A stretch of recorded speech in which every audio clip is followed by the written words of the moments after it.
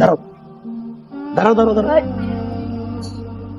আলাস কি ব্যাপার, তুই রং টক মেখে এভাবে কোথায় যাচ্ছিস? ভাই আমাদের একটা হিন্দু বন্ধু আমাদেরকে ইনভাইট করেছে তো তাই যাচ্ছে ভাই, অনেক মজা হবে। তুই জানিস না এক ধর্মের মানুষে অন্য ধর্মের উৎসব পালন করতে হয় না? ভাই ধর্ম যার যার, উৎসব সবার, তা আমরা একজনের উৎসব করতে যাচ্ছি।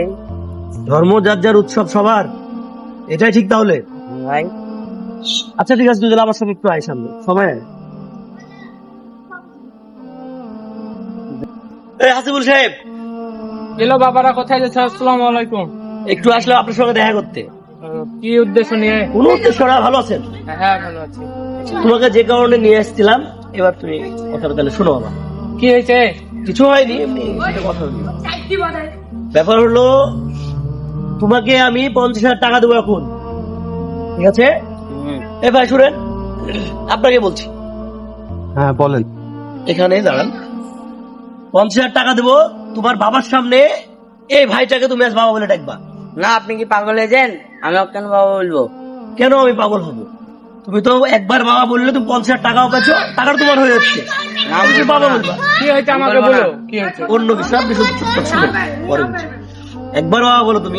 না, আমার বাবার সামনে অন্য মানুষকে বাবা বলে আমার বাবাকে ছোট করবো, অসম্ভব।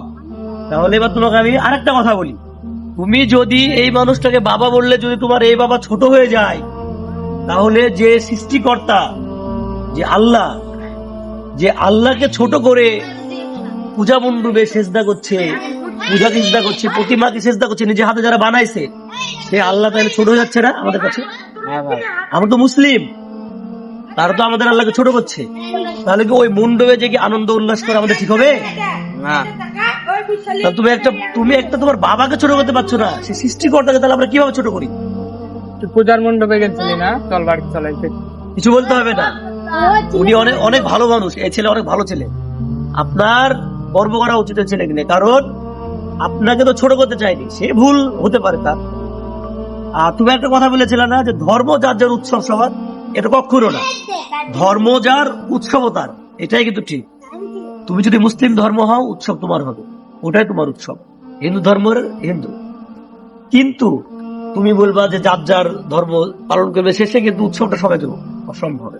এটা সম্ভবই না। তুমি যদি তোমার হিন্দু বন্ধুকে বলো যে কুরবানি দিতে, বন্ধু আমাদের বাসায় আসে, আমি কুরবানি দেবো, আজকে গরু জবাই করবো, সে আসবে? না ভাই। তোমার মনে হয় আসবে? সে আসবে না। তারা কি বলবে, যেমন প্রতিমা জবাই করছে, সে হ্যান ত্যান, তারা গরুর মাংস খাবে না। তাহলে আমি বলছি না যে অন্য ধর্মকে কষ্ট দেয়, অন্য ধর্ম খারাপ আচরণ করো, এটা না।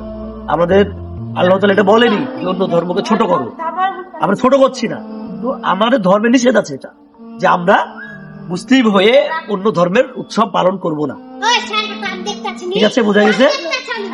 এটার জন্য তোমাকে বোঝানোর জন্য আমি থাকলাম। আচ্ছা তাহলে আশা করি বুঝতে পেরেছো বিষয়টা। চল বাড়ি চল। বাবা আমার ভুলে গেছে, আমাকে ক্ষমা করে দিন।